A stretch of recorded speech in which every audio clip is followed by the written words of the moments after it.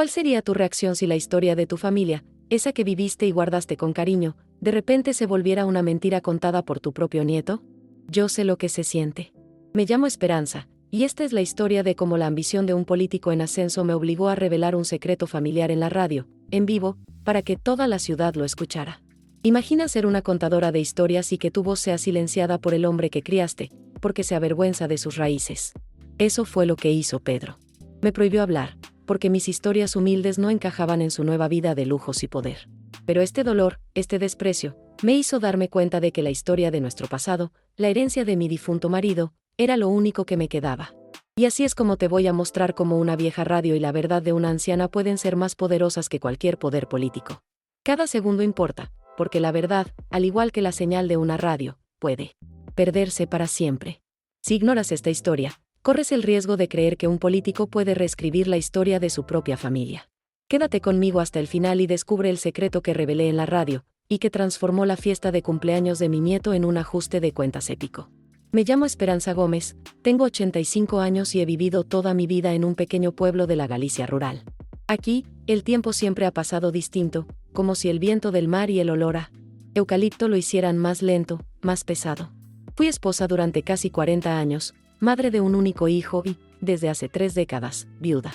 Desde entonces, mi mundo se redujo a la casa de piedra que levantamos juntos, a la pequeña huerta que mantengo con terquedad y a mi inseparable radio antigua, ese aparato que me ha acompañado desde que Miguel, mi marido, me lo regaló en nuestro primer aniversario.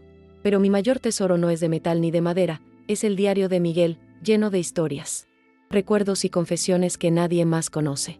Aquella mañana amaneció fresca, con esa neblina baja que se enreda en los castaños y hace que todo parezca un sueño. Era el cumpleaños número 30 de mi nieto, Pedro, y la casa estaba más llena de lo que había estado en años. Familiares que apenas veía, vecinos curiosos, amigos suyos vestidos con trajes elegantes que parecían sacados de otro mundo. Yo me movía entre la cocina y el salón, supervisando que nada faltara en la mesa, mientras mi corazón se llenaba de un orgullo que intentaba ignorar la distancia que había crecido entre nosotros con los años. Pedro llegó tarde, como si quisiera que todos lo esperaran. Llevaba un traje caro y ese aire de alguien que ha probado el poder y se ha acostumbrado a él. Me besó en la mejilla, rápido, como quien cumple un trámite, y enseguida se puso a hablar con sus amigos de política y proyectos. Yo lo observaba desde un rincón, recordando al niño que venía corriendo a la huerta a pedirme pan con miel, y me costaba reconocerlo en ese hombre que ahora hablaba con frases ensayadas y sonrisas medidas. Todo iba bien hasta que, en medio de una conversación, me acerqué a un grupo de invitados y empecé a contar una de esas historias de familia que siempre fueron mi forma de mantener vivos a los que ya no estaban. No llevaba ni 2 frases cuando Pedro me interrumpió con una sonrisa que no llegó a sus ojos. Abuela, esas historias ya no encajan con mi vida ahora. Mejor no las cuentes más. Sí, lo dijo en voz baja, pero lo suficiente para que yo entendiera que no era una sugerencia. Sentí como si alguien hubiera cerrado de golpe una puerta dentro de mí.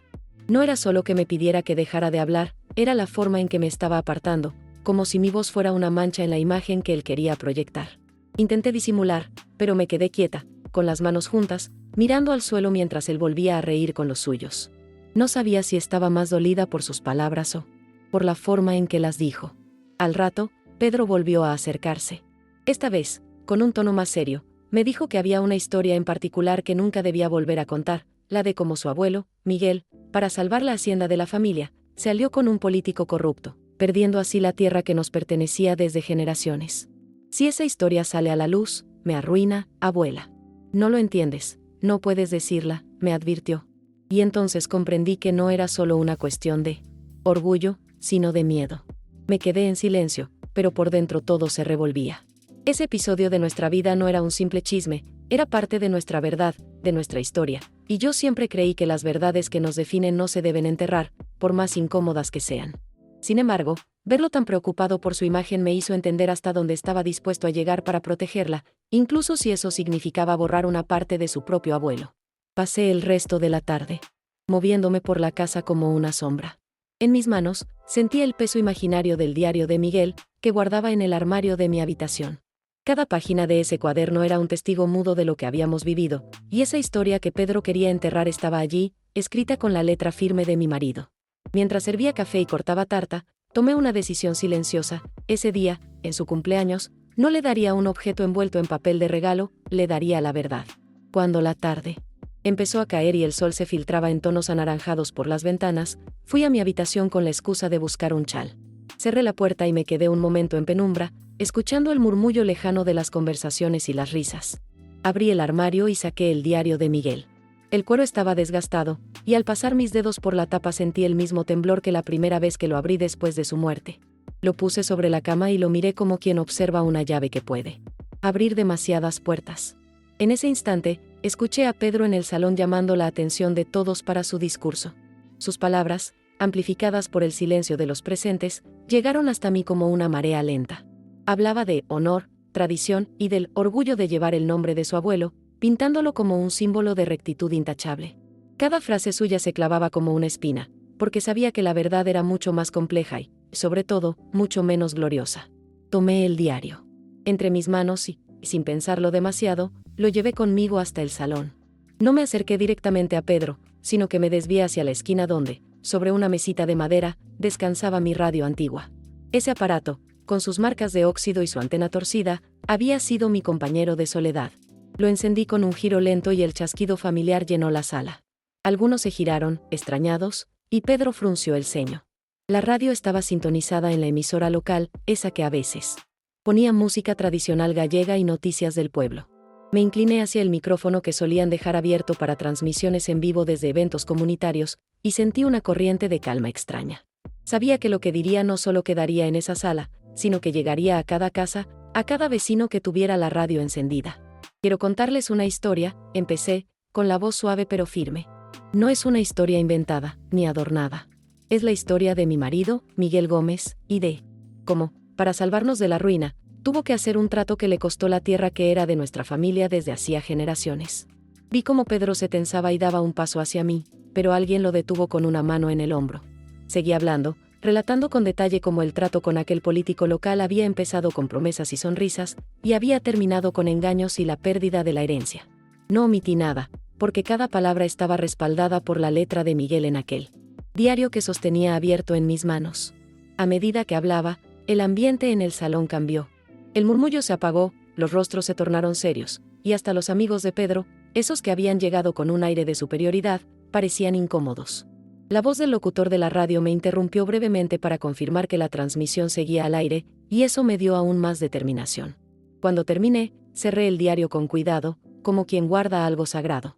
No busqué aplausos ni aprobación. Solo dije, la verdad no se borra, aunque a algunos les incomode. Y la nuestra, la de esta familia, merece ser recordada tal como fue. Pedro se quedó mirándome como si no reconociera a la mujer que tenía delante.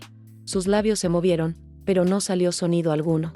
Su discurso, preparado con tanto esmero para impresionar, había quedado reducido a un eco lejano.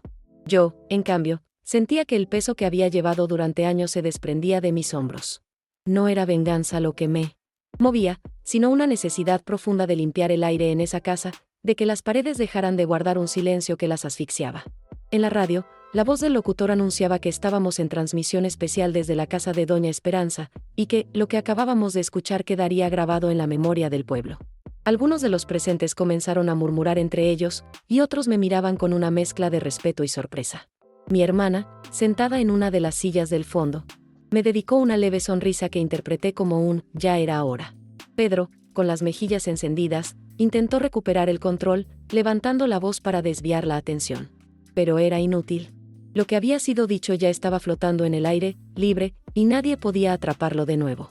La verdad tiene esa forma de abrirse paso aunque uno intente cerrarle todas las puertas. Decidí sentarme, con calma, en mi lugar habitual junto a la ventana. Mi radio seguía encendida, como un testigo silencioso de lo que acababa de ocurrir. Observé cómo algunos de los amigos de Pedro se despedían con excusas vagas, evitando mirarlo directamente.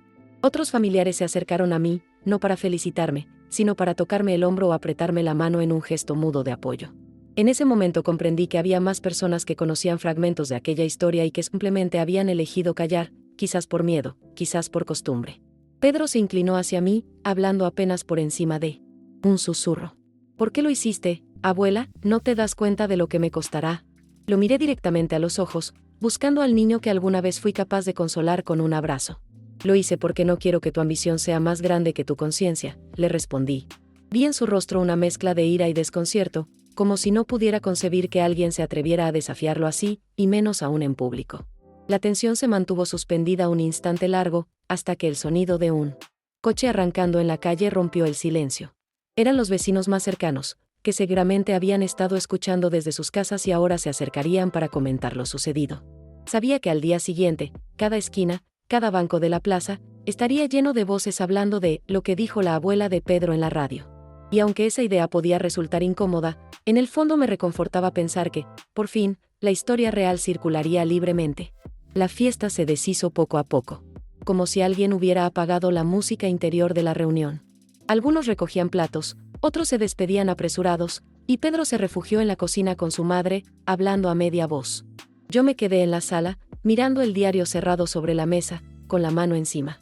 Era un gesto simbólico, había protegido esas páginas durante décadas, y ahora, por fin, habían cumplido su propósito. Miguel, desde donde estuviera, habría entendido que no se trataba de ensuciar su memoria, sino de presentarla como fue, sin adornos. Fuera, la noche gallega caía con un olor a tierra húmeda y a madera quemada de alguna chimenea cercana. Ese aroma siempre me había traído paz, pero esa vez tenía un matiz distinto, el de la libertad. Libertad de no callar, de no aceptar que la historia de mi familia fuera manipulada para servir a un relato político. Escuché a lo lejos el sonido de un tambor y una gaita, quizás de algún ensayo, y pensé en cómo nuestras historias, como la música, solo sobreviven si se tocan y se cuentan. Me levanté, apagué la radio y llevé el diario de vuelta a mi habitación. Lo guardé en el armario, no para esconderlo, sino para que descansara. No sabía qué consecuencias tendría lo que había hecho, ni cómo reaccionaría Pedro en los días siguientes. Pero estaba segura de algo, ese día no había sido una pérdida para mí, sino una ganancia. Había recuperado mi voz, y aunque fuera temblorosa, había demostrado que todavía podía llenar una habitación entera. A la mañana siguiente, el pueblo entero parecía envuelto en un murmullo constante. Fui a la panadería, como hacía cada día, y antes de llegar ya había escuchado mi nombre en al menos 3 conversaciones distintas. Algunos me saludaban con un respeto que antes no mostraban, otros me miraban con cautela, como si mi lengua pudiera encender incendios con solo abrir la boca. En la cola para comprar pan, una vecina se acercó y me dijo, lo que dijo anoche, hacía falta, doña Esperanza. No todos tenemos el valor. Sonreí, pero no respondí. No buscaba ser heroína, solo quería que las cosas estuvieran en su lugar. Cuando regresé a casa, encontré a Pedro sentado en la cocina, con una taza de café intacta delante. Sus ojos estaban rojos, no supe si por falta de sueño o por rabia contenida. Abuela, anoche me destrozaste, dijo sin rodeos. Me apoyé en el marco de la puerta, sin sentarme. No, Pedro. Te di una oportunidad. Ahora depende de ti usarla para ser mejor, o seguir construyendo sobre mentiras. Vi cómo apretaba los puños, y entendí que sus batallas internas no acabarían en un día. Durante la comida, apenas cruzamos palabras. El resto de la familia parecía dividido, algunos evitaban el tema, otros buscaban mi mirada con gestos cómplices. Mi hermana, que siempre había sido la más reservada, me dijo en voz baja, ahora todos saben lo que pasó. Lo que hagan con esa verdad, no es asunto tuyo. Y tenía razón. Yo no podía controlar las reacciones, solo mi decisión de no callar más. Esa certeza me dio una calma inesperada, como si hubiera cerrado un ciclo larguísimo. Por la tarde, la emisora local volvió a emitir un fragmento de mi relato, acompañado por un comentario del locutor diciendo que la historia de la familia Gómez forma parte del patrimonio oral del pueblo. Escucharlo me hizo pensar en Miguel, en cómo él mismo contaba anécdotas con una honestidad que a veces incomodaba, pero que siempre dejaba huella. Tal vez por eso me resultaba imposible comprender que Pedro quisiera borrar algo tan esencial para entender quiénes éramos. Esa noche, mientras cerraba las ventanas, vi a Pedro salir con prisa, hablando por teléfono. No escuché todo, pero oí claramente las palabras, controlar la narrativa y evitar más daños. Aquello me confirmó que no había entendido la lección, al menos no todavía. Sin embargo, ya no sentí la urgencia de convencerlo. Cada cual enfrenta la verdad a su manera, y yo había hecho mi parte. Lo que él hiciera después, sería responsabilidad suya. Pasaron unos días, y el ambiente en el pueblo comenzó a asentarse. Las miradas curiosas se transformaron en saludos cálidos, y algunos jóvenes incluso me pidieron que contara más historias en la radio. Acepté, pero dejando claro que no inventaría nada para entretener, contaría lo que fue, tal cual. Quería que la memoria del pueblo fuera limpia, incluso en sus partes más incómodas. No me interesaba la nostalgia vacía, sino la verdad como acto de respeto. Un sábado, al volver del mercado, encontré en mi puerta una carta sin remitente. Dentro había una sola hoja con una frase: la historia es de todos, pero la voz es tuya. No supe quién la había escrito, pero me conmovió profundamente. Era como una confirmación de que mi gesto, más allá de las consecuencias inmediatas, había dejado una semilla en alguien. Quizá no pudiera cambiar a Pedro, pero tal vez había inspirado a otros a no callar. Esa noche dormí con la ventana abierta, escuchando el murmullo lejano del mar. El aire traía un frescor que me recordaba a mis años más jóvenes, cuando todo parecía por construir. Cerré los ojos y pensé en que, incluso a mi edad, todavía se pueden plantar verdades que florezcan mucho después de que una se haya ido. Y eso, para mí, era suficiente. Una semana después, Pedro volvió a casa. No avisó, simplemente apareció en el umbral mientras yo barría el pasillo. Llevaba el mismo traje de siempre, pero algo en su postura había cambiado. Sus hombros parecían más bajos, como si el peso de los últimos días lo hubiera obligado a inclinarse. Me pidió hablar en privado y lo llevé a la cocina, donde el olor a caldo gallego recién hecho impregnaba el aire.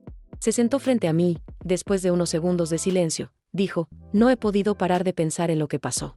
Al principio, solo sentía rabia. Pero ahora, no sé si agradecerte o culparte. Lo miré fijamente, intentando leer en sus ojos alguna grieta por donde pudiera asomarse el Pedro que había conocido de niño. No tienes que decidir ahora, le respondí. La verdad no está para agradar, sino para ser entendida. Vi cómo sus dedos tamborileaban sobre la mesa, un gesto nervioso que tenía desde pequeño cuando no encontraba las palabras. Quizá tengas razón, murmuró. Quizá yo no sea tan distinto de esos políticos con los que tanto critico negociar. Y en ese instante, su voz no era la del hombre público, sino la de alguien que por fin se estaba escuchando a sí mismo. Esa conversación no fue una reconciliación total, pero sí un primer paso. Pedro me pidió que le dejara leer el diario de Miguel. Acepté, con la condición de que lo hiciera aquí, en la casa, para que pudiera preguntarme lo que quisiera. Durante horas, lo vi pasar las páginas con un cuidado reverente, detenerse en frases, fruncir el ceño o sonreír apenas. No todo lo que leyó le gustó, pero no cerró el cuaderno antes de llegar al final. Y eso, viniendo de él, ya era un cambio. Al caer la tarde, Pedro me devolvió el diario y me dijo: entiendo mejor por qué lo contaste. No puedo decir que me guste, pero es parte de lo que soy. Y si lo niego, me niego a mí mismo. Sus palabras no fueron un perdón abierto, pero sí una señal de que había comprendido que la historia no era un obstáculo, sino una raíz. Me limité a sentir y poner el cuaderno de nuevo en su lugar, como si al cerrarlo sellara un acuerdo silencioso entre los dos. Los días siguientes fueron tranquilos. Yo seguí con mi rutina de huerta, radio y pan casero, y Pedro volvió a su trabajo. Pero noté que, en sus discursos, su tono había cambiado ligeramente. Ya no hablaba solo de logros y perfección, sino también de errores pasados y de lo que se podía aprender de ellos. No mencionó a Miguel por su nombre, pero escucharlo reconocer imperfecciones en público me hizo pensar que, quizá, algo había germinado. Una tarde, la emisora local me invitó oficialmente a participar en un programa semanal para contar historias del pueblo. Acepté sin dudarlo. No sería un espacio para ajustar cuentas, sino para rescatar vivencias que merecían seguir vivas. En mi primer programa, conté cómo mi abuela, la madre de Miguel, había enseñado a toda la familia a coser redes para los pescadores, una habilidad que salvó a más de uno en épocas duras. No todo era dolor en nuestra historia, también había manos que habían construido. El programa tuvo buena acogida. Incluso recibí una carta de un oyente joven que decía que, gracias a una de mis historias, había decidido entrevistar a su propio abuelo para que le contara cómo había sido su juventud.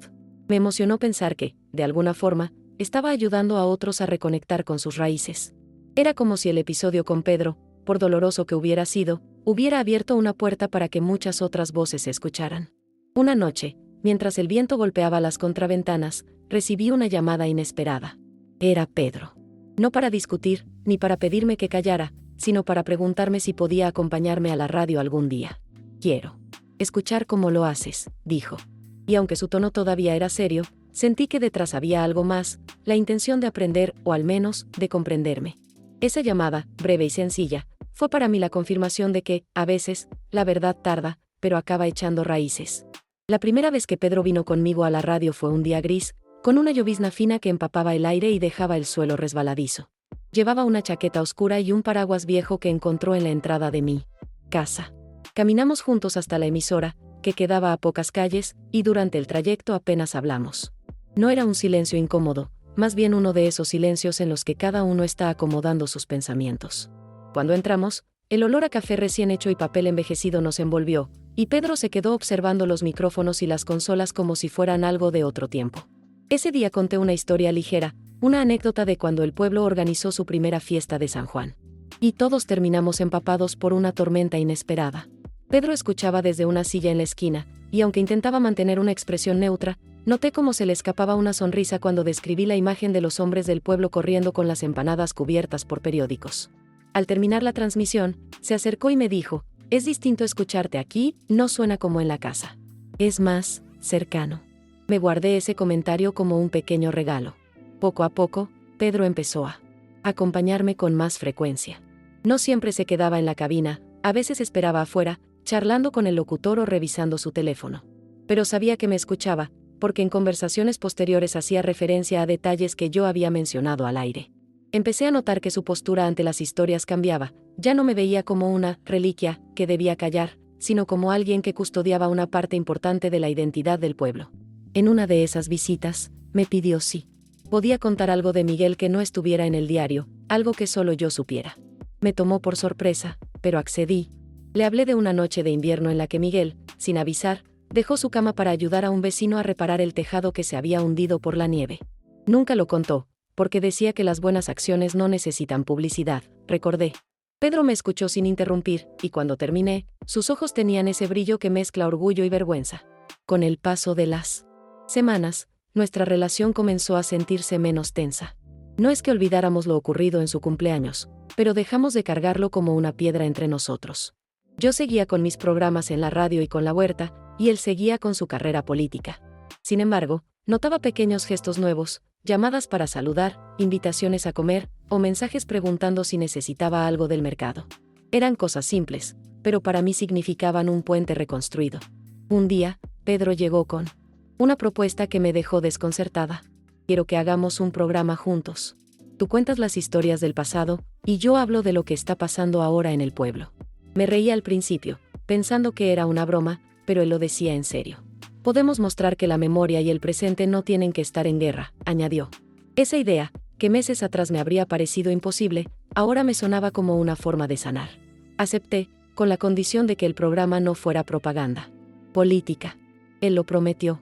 La primera emisión conjunta fue tímida. Yo narré cómo era la plaza del pueblo hace 50 años, y él habló de los cambios que se habían hecho en los últimos meses. Descubrimos que, al unir nuestras voces, las historias ganaban más fuerza.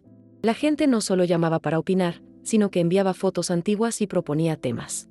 Esa noche, después de la transmisión, Pedro me llevó a casa y, antes de irse, dijo algo que me marcó: «Supongo que al final, abuela, no era la historia lo que me asustaba, era sentir que no podía controlarla. Pero contigo he aprendido que las historias, si son verdaderas, no necesitan ser controladas, solo contadas». Lo vi alejarse bajo la luz amarillenta de la farola, y sentí que, por primera vez en mucho tiempo, estábamos en el mismo lado de la historia. El programa conjunto empezó a convertirse en un pequeño acontecimiento semanal.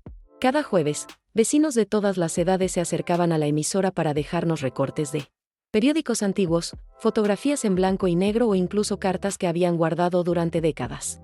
Pedro y yo pasábamos horas clasificando ese material, buscando conexiones entre las historias pasadas y los desafíos actuales del pueblo. Descubrimos que muchas de las decisiones que hoy parecían nuevas tenían raíces profundas, y que la memoria colectiva era más fuerte de lo que ambos imaginábamos. Aquello nos unía de una manera que no hubiéramos previsto. En una ocasión, recibimos la visita de don Ramón, el hombre más anciano del pueblo, con 96 años a cuestas y una memoria que parecía intacta. Llegó con su bastón de madera y un sobre lleno de papeles amarillentos. «Aquí hay cosas que no se han contado en ningún sitio», dijo con una voz que todavía conservaba firmeza. Pedro lo escuchó con atención, tomando notas, y yo me limité a observar cómo mi nieto absorbía cada palabra, consciente de que no todo podía medirse en votos o encuestas. Esa escena me recordó al Pedro niño, sentado en el suelo, escuchando mis cuentos sin interrumpir. A medida que el programa ganaba audiencia, también aumentaban los comentarios positivos en la calle. Personas que antes me saludaban con prisa ahora se detenían a contarme recuerdos que creían perdidos. Algunos me confesaban que nunca se habían atrevido a hablar de ciertos episodios familiares, pero que escucharme en la radio les había dado el valor de hacerlo. Eso me confirmaba que nuestra labor no era solo entretenimiento, sino Una forma de liberar historias atrapadas. Pedro, aunque no lo decía abiertamente, también parecía sentir ese orgullo silencioso. Un jueves particularmente lluvioso, mientras el agua golpeaba los cristales de la emisora, Pedro y yo contamos juntos la historia de la pérdida de las tierras familiares, la misma que había sido la causa de nuestra disputa inicial. Esta vez no hubo tensión ni reproches. Yo narré mi versión, él explicó cómo ese hecho había influido en su visión de la política y en su carrera. El teléfono de la emisora no dejó de sonar, vecinos que recordaban esos años, otros que agradecían la franqueza. Cuando salimos de allí, Pedro me dijo, no sé si te das cuenta, pero hoy cerramos un círculo. Al llegar a casa esa noche, encendí mi radio antigua como hacía siempre, y escuché la retransmisión del programa.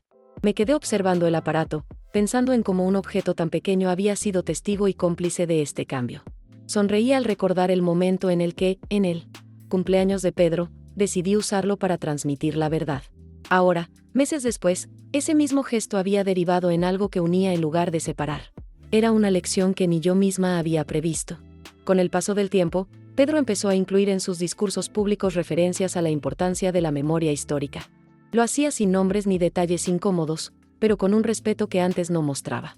Escucharlo en esos términos me llenaba de un orgullo tranquilo, el tipo de orgullo que no necesita aplausos para ser real. A veces me preguntaba si Miguel, desde donde estuviera, vería este cambio como un triunfo. Me gustaba pensar que sí. Un día, mientras preparaba empanadas para el programa, Pedro llegó con una carpeta bajo el brazo. La colocó sobre la mesa y me dijo, he estado trabajando en esto contigo en mente. Dentro había un proyecto para crear un archivo comunitario, donde cualquier vecino pudiera depositar sus historias, fotos y recuerdos para que no se perdieran. Quiero que lo inauguremos juntos, añadió. Sentí un nudo en la garganta, porque era la primera vez que Pedro me proponía algo que no estaba ligado a su imagen política, sino al bien común. Acepté sin pensarlo. El día de la inauguración, la plaza se llenó de gente. Había mesas con álbumes, grabadoras para registrar testimonios y una pantalla donde se proyectaban fotos antiguas. Pedro me cedió el micrófono para que fuera yo quien dijera las primeras palabras. Hablé de cómo las historias, incluso las más incómodas, son las raíces que nos sostienen. Y mientras la gente aplaudía, vi a mi nieto aplaudir también, con una sonrisa que no tenía sombra de arrogancia. Supe entonces que todo el camino, con sus momentos duros, había valido la pena. Después de la inauguración del archivo comunitario, el proyecto tomó vida propia. Los vecinos comenzaron a traer objetos que habían guardado durante décadas, cartas enviadas desde ultramar, fotografías de fiestas patronales, herramientas que ya no se usaban pero que habían sido esenciales para la vida diaria.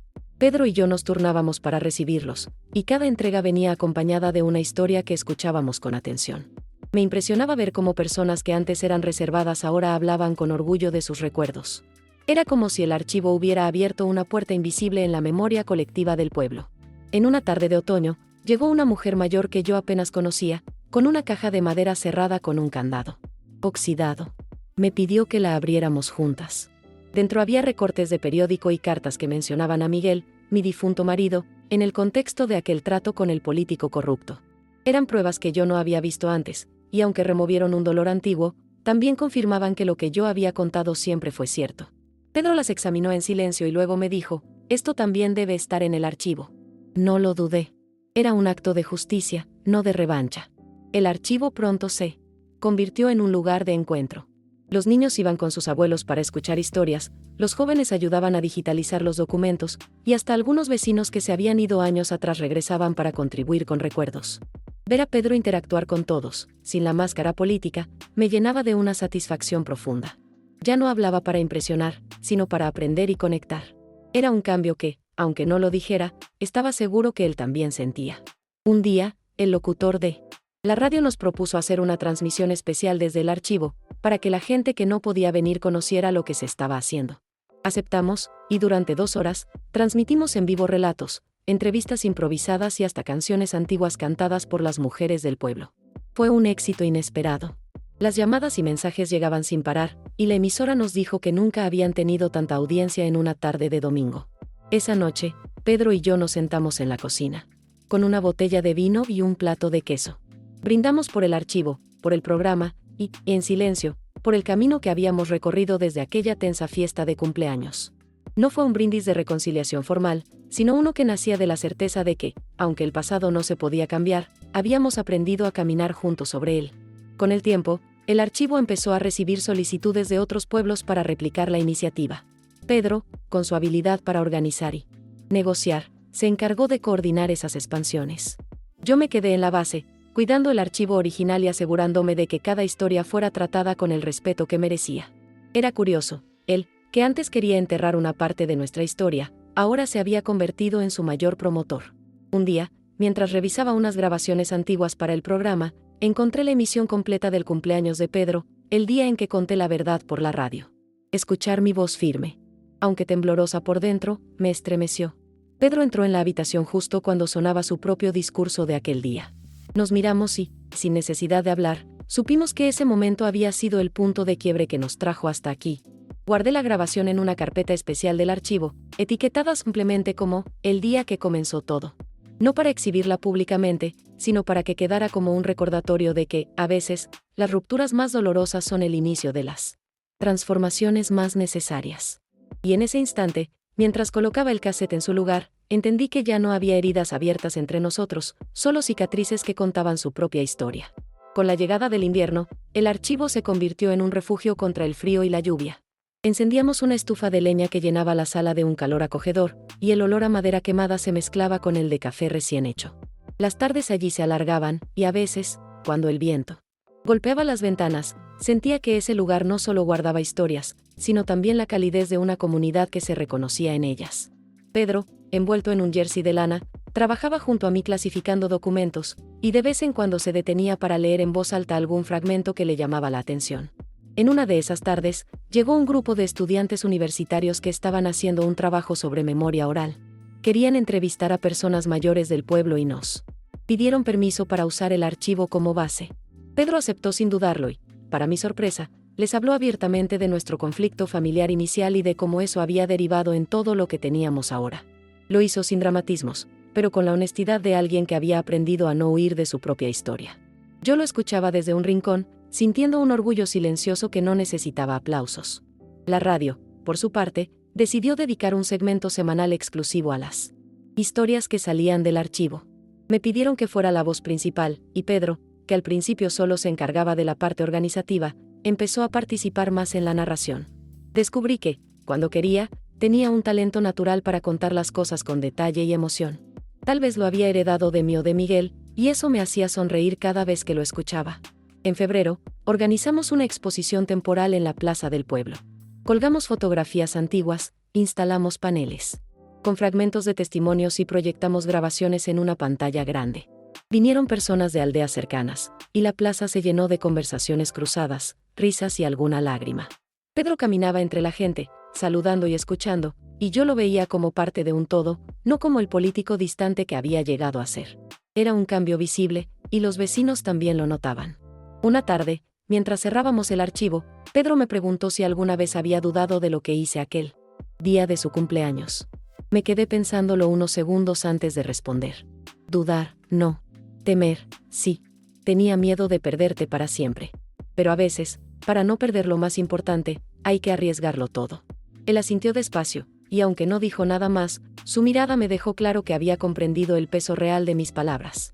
Con la primavera llegaron nuevas donaciones al archivo. Una familia entera trajo un baúl que había estado guardado en un desván durante más de 70 años.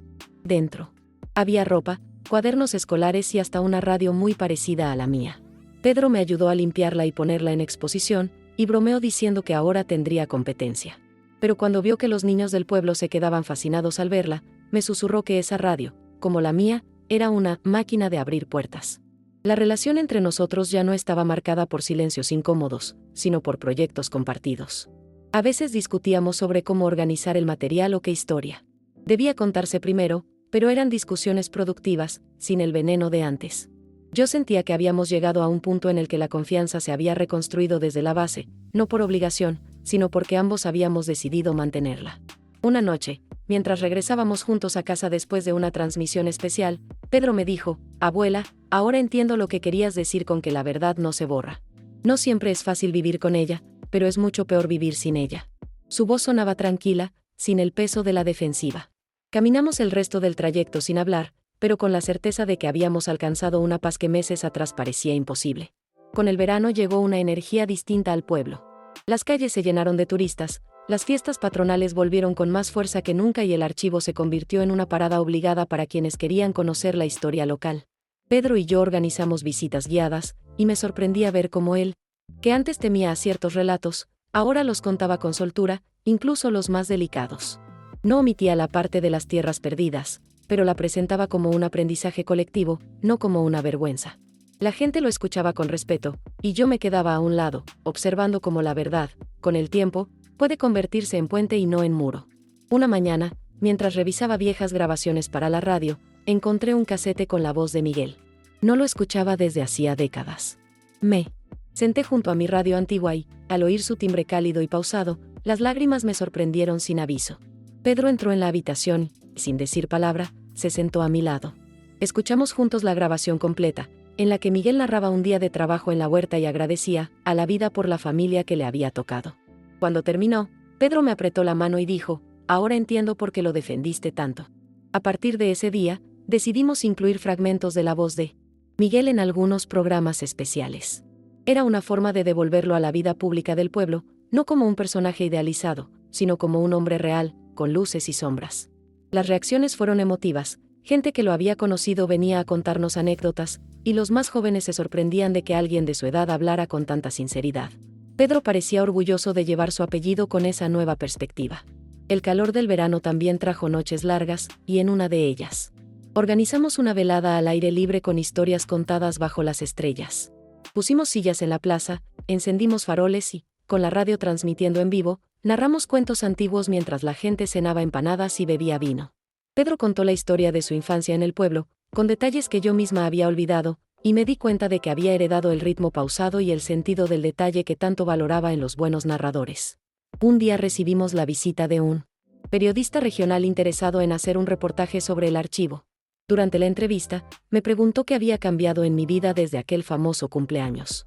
Respondí que lo más importante no había sido salvar una historia, sino salvar una relación. Pedro, que estaba presente, asintió sin interrumpir. Después, cuando el periodista se fue, me dijo: «Es cierto. Podríamos haber roto para siempre, pero en lugar de eso, encontramos algo que nos une». Fue la primera vez que escuché esa reflexión de su boca, y sentí que cerraba una herida que, aunque cicatrizada, todavía necesitaba palabras. La radio, el archivo y nuestras actividades comunitarias empezaron a atraer la atención de otros pueblos, y pronto Pedro propuso hacer un encuentro anual de memorias orales. Acepté encantada. En la primera edición, llegaron delegaciones de 4 localidades diferentes, cada una con sus propias historias, canciones y fotografías. Fue un día intenso, lleno de emociones y reencuentros. Pedro y yo cerramos el evento con un mensaje conjunto sobre la importancia de cuidar la memoria, y la plaza entera estalló en aplausos. Aquella noche, al llegar a casa, encendí la radio como siempre. La emisora estaba retransmitiendo fragmentos del encuentro, y entre ellos, se escuchaba a Pedro diciendo: «Todo comenzó el día que mi abuela decidió no callar». Me quedé quieta, escuchando cada palabra, y sentí que esa frase, sencilla pero poderosa, era el verdadero resumen de todo lo vivido. No se trataba de política, ni de escándalo, sino de un acto de amor a la verdad. El verano terminó con una calma dulce. El pueblo volvió a su ritmo habitual, y yo a mis rutinas de siempre. Sin embargo, nada era exactamente igual. La relación con Pedro se había transformado en una colaboración constante, el archivo crecía y la radio nos mantenía conectados con la gente. Sabía que aún habría diferencias, pero también sabía que ahora teníamos una base sólida para resolverlas. Y cada vez que veía a mi nieto hablar con respeto de nuestra historia, comprendía que aquel gesto en su cumpleaños no solo había salvado una memoria, había salvado a los dos. Con la llegada del otoño, el archivo tomó un aire más íntimo. La luz que entraba por las ventanas era más dorada, las hojas secas se acumulaban en la entrada y el olor a castañas asadas empezaba a impregnar las calles. Pedro y yo pasábamos más tiempo dentro, revisando grabaciones y clasificando nuevas donaciones. Una tarde, mientras ordenábamos unas carpetas, Pedro se detuvo y dijo: «¿Te das cuenta de que este lugar ya es más grande que nosotros? Si mañana no estuviéramos, seguiría vivo». Me quedé pensativa, porque tenía razón. Habíamos creado algo que trascendía nuestras propias historias. Ese mismo mes, recibimos una visita inesperada, un hombre de mediana edad que se presentó como hijo de aquel político corrupto que había estado involucrado con Miguel. Traía consigo una caja con documentos y cartas que, según él, habían estado guardadas en su familia por vergüenza. Quería que estuvieran en el archivo. Pedro lo recibió con cordialidad, y yo sentí una mezcla de emociones difíciles de describir. Aceptamos la donación y, al revisarla, encontramos detalles que completaban y matizaban lo que ya sabíamos. No justificaban las acciones del pasado, pero ayudaban a entender el contexto. La incorporación de ese nuevo material fue un acontecimiento en el pueblo. Organizamos una jornada especial para mostrarlo, y fue sorprendente ver cómo la gente debatía con respeto sobre lo ocurrido, sin caer en acusaciones ni defensas ciegas. Pedro, en su intervención, dijo algo que me conmovió profundamente: no se trata de decidir quién fue el bueno y quién el malo. Se trata de aprender de lo que pasó para no repetirlo. Y en ese momento supe que había aprendido la lección más importante. Una mañana, la emisora local me llamó para invitarme a un programa regional que llegaba a toda Galicia. Querían que contara la experiencia del archivo y el papel que había jugado en la reconciliación con mi nieto. Al principio dudé, pero Pedro insistió en acompañarme. Viajamos juntos a la ciudad, y en el estudio, frente a los micrófonos, sentí que no estaba sola. Hablamos sin guión, y lo que más sorprendió a los entrevistadores fue la naturalidad con la que podíamos hablar de un conflicto tan fuerte sin rencor. Ese viaje a la ciudad fue también una oportunidad para compartir momentos fuera de nuestras rutinas.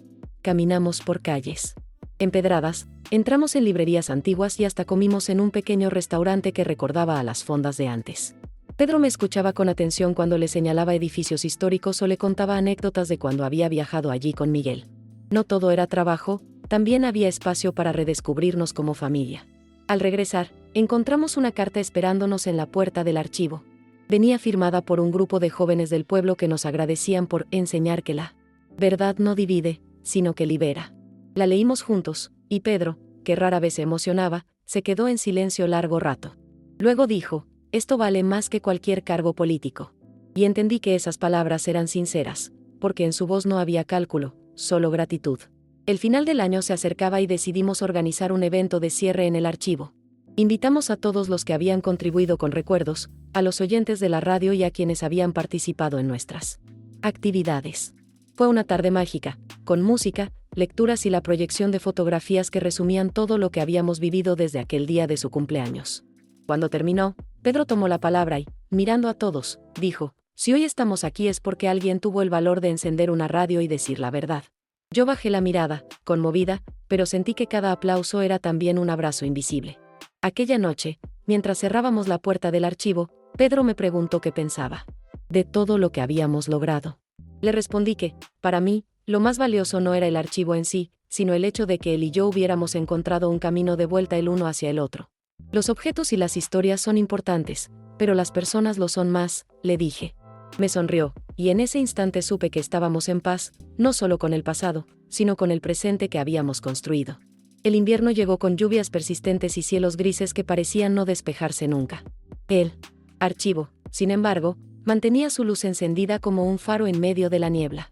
La estufa de leña trabajaba sin descanso, y el murmullo de las conversaciones se mezclaba con el crepitar del fuego. Pedro y yo aprovechábamos esos días tranquilos para digitalizar documentos y grabar nuevas entrevistas. Había una calma especial en esas jornadas, como si el ritmo pausado del invierno nos permitiera profundizar más en cada historia. Una tarde particularmente fría, Pedro me trajo una carpeta que había encontrado en la casa de su madre. Dentro había fotos nuestras, de cuando él era niño, junto a Miguel en la huerta y en las fiestas del pueblo. Al verlas, me invadió una mezcla de nostalgia y ternura. Pedro las observaba en silencio, y después me dijo: a veces me olvido de que fui ese niño. Le respondí que todos, en algún momento, necesitamos recordar quiénes fuimos para entender quiénes somos.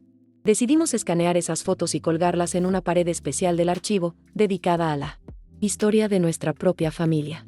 En febrero, la emisora nos propuso hacer un especial en vivo desde el archivo para celebrar su aniversario. La idea era transmitir durante todo un día, con la participación de vecinos y oyentes que quisieran compartir recuerdos. La respuesta fue tan grande que tuvimos que organizar turnos. Pedro y yo nos turnábamos para entrevistar, y a lo largo de la jornada escuchamos relatos de emigrantes, amores prohibidos, guerras y reconstrucciones. Era como si el pueblo entero se hubiera sentado a nuestra mesa para contar su vida. Al final de ese día de transmisiones, Pedro se acercó y me dijo algo que no olvidaré: creo que ahora entiendo que tu voz no era solo tuya, sino la de todos los que nunca tuvieron oportunidad de contar su historia. Sus palabras me emocionaron más de lo que esperaba. Era como si, después de todo, él hubiera encontrado en la verdad no un obstáculo, sino un camino. Sentí que ese era uno de esos momentos que justificaban todo lo vivido. En marzo, recibimos una invitación para presentar el archivo en un congreso sobre memoria histórica en Santiago de Compostela. Aceptamos, aunque el viaje y la logística no eran sencillos. En la presentación, Pedro tomó la palabra primero, explicando cómo un conflicto familiar había sido el detonante para un proyecto que ahora pertenecía a todo un pueblo. Yo cerré la charla hablando de la importancia de no dejar que las historias mueran en los silencios. El aplauso que recibimos fue cálido y prolongado, y al salir, varias personas se acercaron para decirnos que querían iniciar proyectos similares en sus localidades. Ese reconocimiento nos llenó de orgullo, pero lo que más me marcó fue lo que ocurrió al regresar.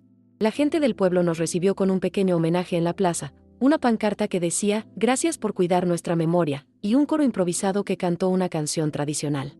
Pedro me tomó de la mano en medio de la multitud y, sin decirlo, me transmitió un mensaje. Claro, ahora entendía que la memoria era un bien común que valía la pena defender.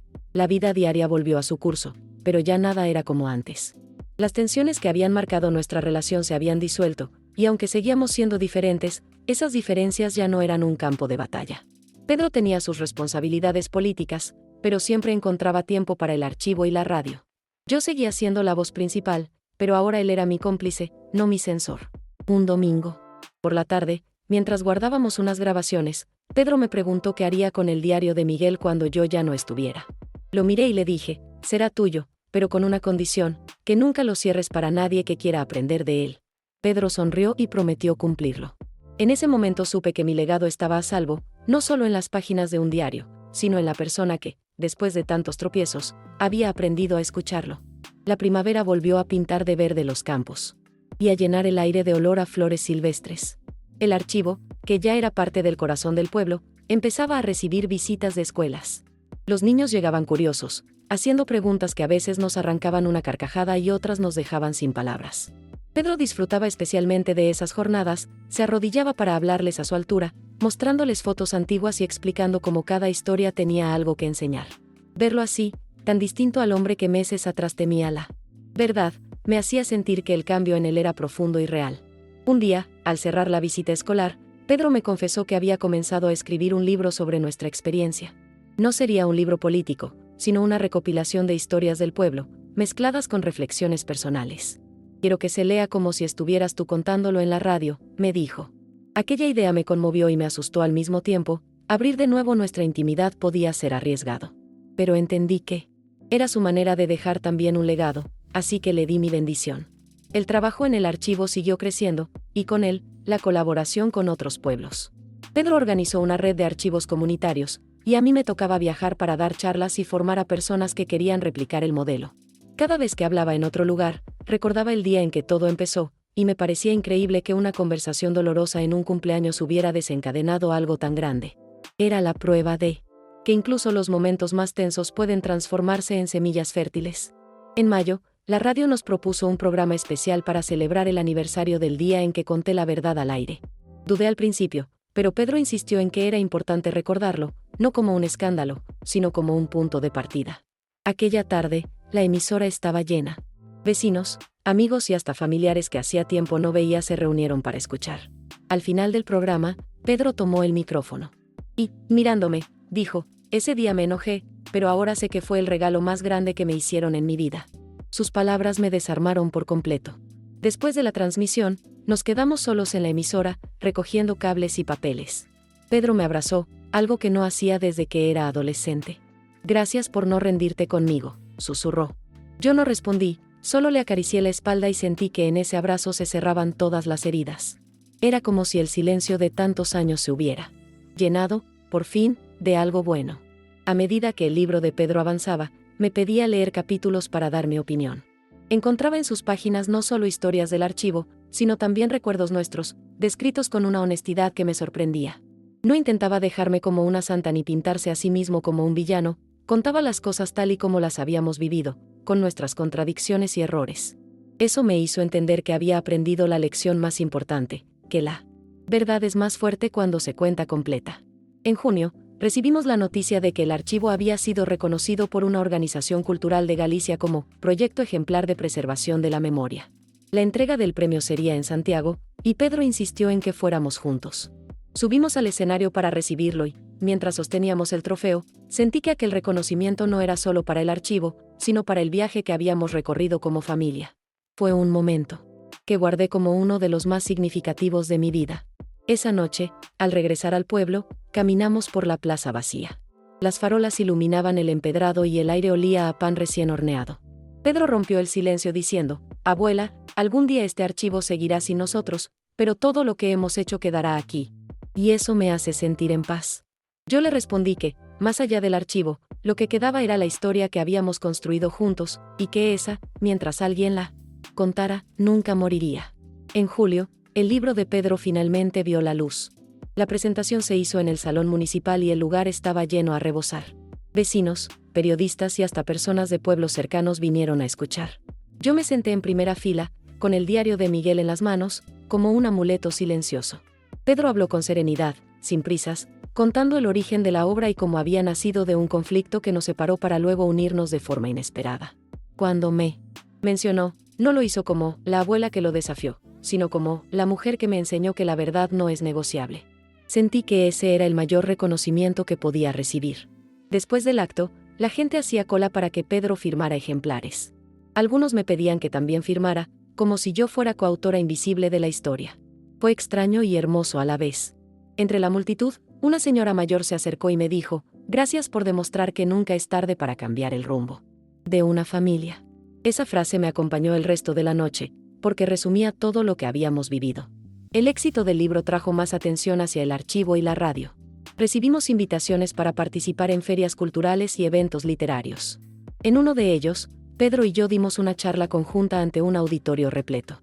Yo hablaba de la importancia de rescatar la memoria de las familias, y él explicaba cómo esa memoria podía inspirar cambios sociales.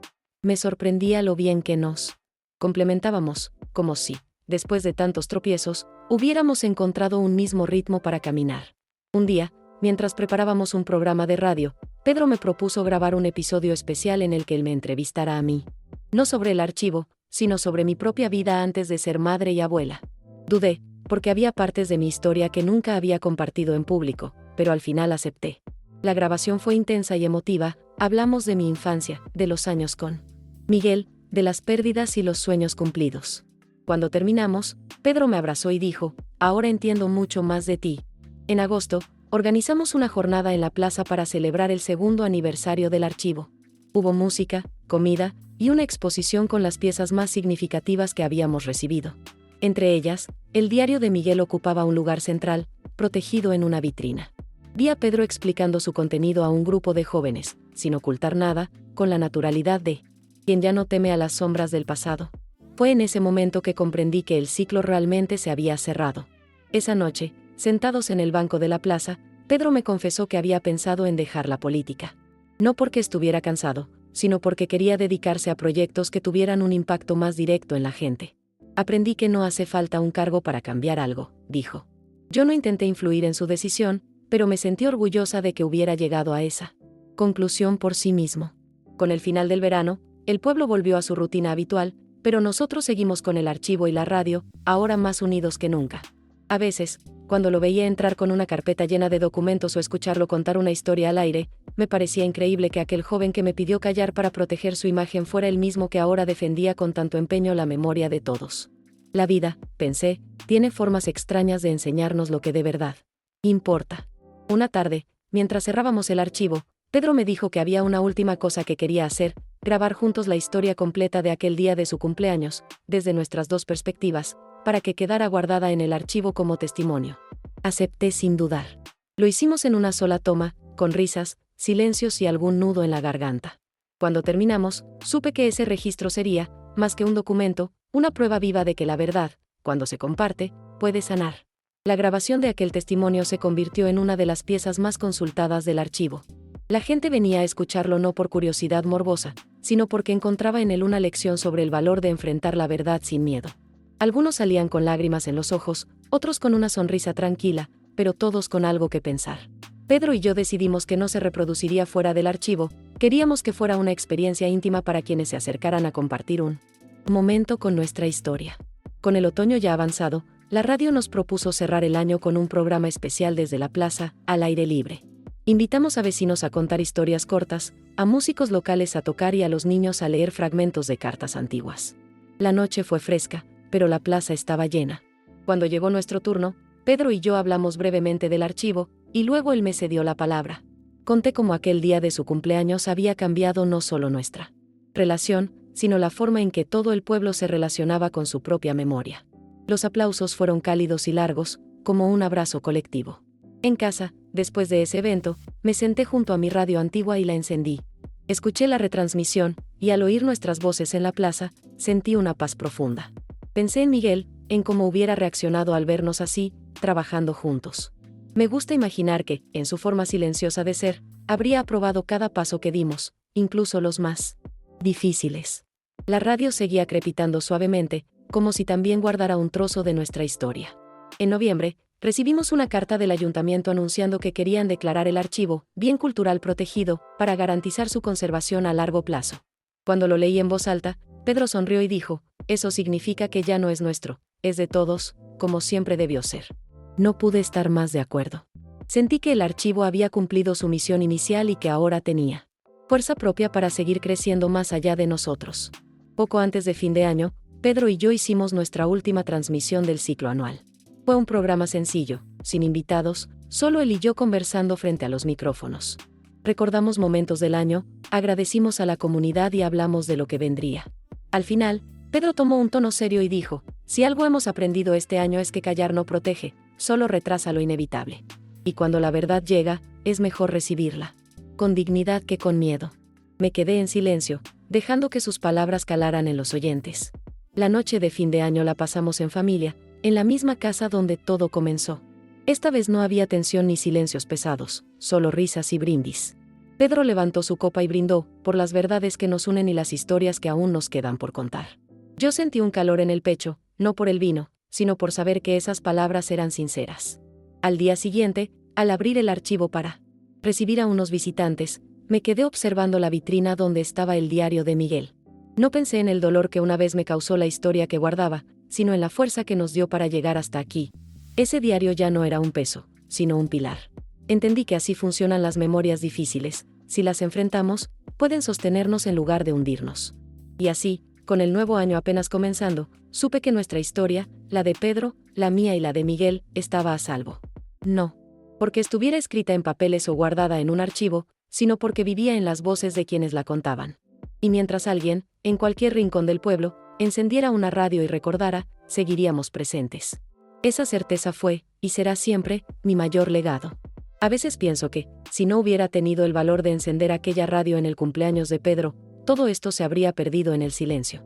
No solo el archivo, ni los programas de radio, sino la oportunidad de mirarnos a los ojos y reconocernos con todo lo que somos, luces y sombras.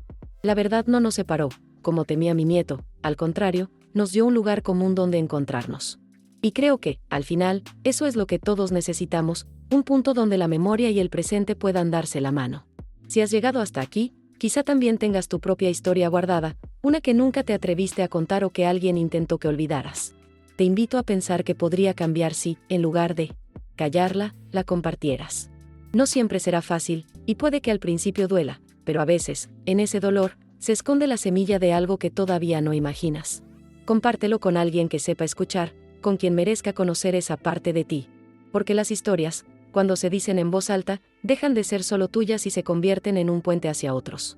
Y si esta historia te recordó a algo que viviste, me encantaría que me lo cuentes, quizás, entre tus palabras, otro encuentre el valor para romper su propio silencio.